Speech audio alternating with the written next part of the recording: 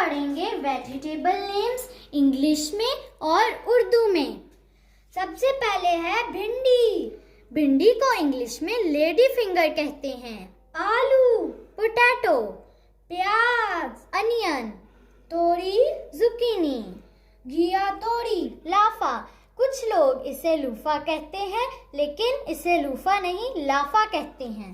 करेला, bitter guard. अदरक, ginger.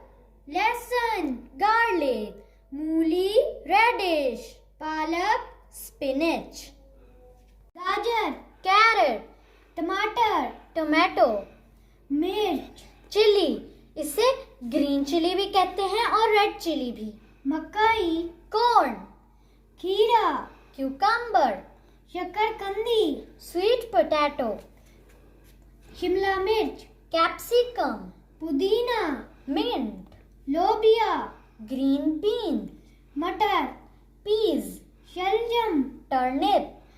बैंगन, ब्रिंजल या एगप्लांट। चुकंदर, बीटरूट। कोरिएंडर, फूल गोभी। कॉलीफ्लावर, बंद गोभी। कैबेज, अरवी। तारो, खुम्बी। मशरूम, टिंडे। एप्पल गार्ड, हलवा कद्दू। गार्ड, लौकी। Bottle gourd. पेठा, पंपकिन। जैतून, ऑलिव। साग, ग्रीन्स। फ्रेंड्स, आपको ये वीडियो कैसी लगी हमें कमेंट्स में बताएं। अगर ये वीडियो अच्छी लगी तो इसे लाइक करें, शेयर करें और हमारे चैनल